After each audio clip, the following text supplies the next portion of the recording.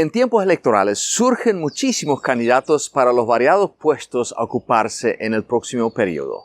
Básicamente, todo ciudadano tiene el derecho a ser candidato a un puesto público. Y surgen los candidatos en el marco de los partidos políticos tradicionales, surgen nuevos movimientos electorales, surgen candidatos independientes.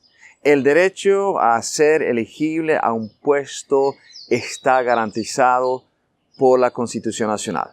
Claro, hay un cierto condicionamiento. Para ser presidente, por ejemplo, uno tiene que tener como mínimo 35 años de edad y no puede ser dueño de un medio de comunicación. Y quien haya sido condenado por algún delito no puede ser candidato mientras dure la pena. Ahora, como electores tenemos la tarea de informarnos lo máximo posible en cuanto a cada candidato. La propaganda electoral trata de convencer a los electores a su manera. El elector inteligente y responsable no se dejará guiar por esta propaganda, sino por otros criterios. Presento algunos criterios con los cuales se puede evaluar a un candidato. Primero, el historial del candidato. Se sabe mucho de los candidatos que ya han ejercido un puesto público, como por ejemplo un senador, un diputado, un gobernador. También los candidatos a presidentes son personas públicas conocidas. El elector tendrá en cuenta su actuar en los años de su actuar político. ¿Ha mentido alguna vez en forma concreta? ¿Ha demostrado inclinación a una conducta violenta? Segundo criterio, su estilo de vida. Esto naturalmente es un poco difícil de detectar, pero su manejo del dinero, sus valores éticos, su matrimonio, su familia, su moral. Muchos dirán que la vida personal es asunto de cada uno. Bueno, desde la perspectiva legislativa, esto es así. Pero cada uno de nosotros sabe muy bien que la vida personal afecta mi rendimiento en el trabajo. Una empresa no puede prohibir a su empleado a emborracharse los fines de semana. Es un asunto personal, ¿cierto? Pero su rendimiento en el trabajo dará testimonio de su desastre los fines de semana y el despido ya solamente una cuestión de tiempo. Asimismo es con el político. No se puede prohibirle legalmente a un presidente de la República a no farrear los fines de semana o a ser fiel a su esposa. Pero lo que el político hace los fines de semana afecta directamente su rendimiento durante la semana. Aunque no debemos decirlo, no necesitamos de muchos neuronas para saber que así es. Tercer criterio, su vida matrimonial y familiar.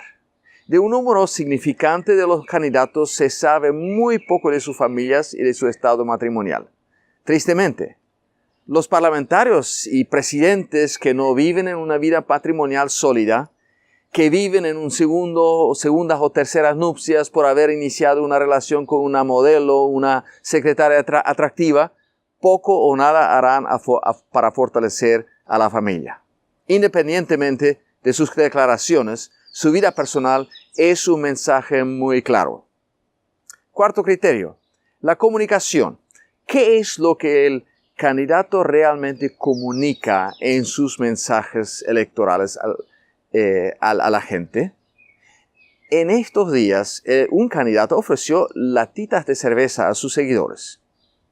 Aun cuando a ti te gusta la cerveza, ¿estarás de acuerdo conmigo que este tipo de político será un daño para el país y votar por él se llama planamente craso error?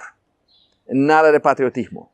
Por supuesto que las latitas de cerveza no son el gran tema. Son apenas una pequeña señal del ego de tales candidatos.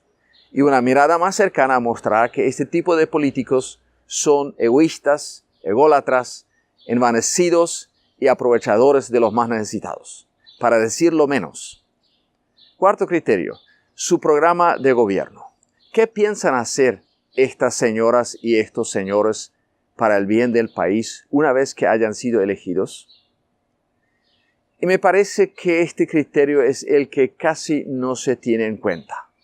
Claro, hay una gran diferencia entre las elecciones partidarias y las elecciones generales. Pero ojo, realmente sabemos muy poco de las intenciones de los candidatos que quieren gobernar el país los próximos 5 años.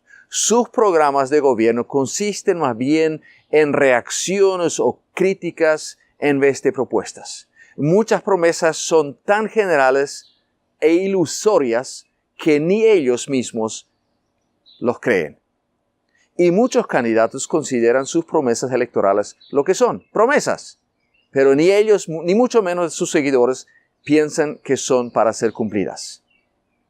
Para lograr un mejor resultado en las elecciones, mucho debe cambiar. Sobre todo los mismos electores deben cambiar su mentalidad. Recién cuando ellos no más van a aceptar que su candidato haga promesas sin cumplirlas, el candidato sí va a cambiar.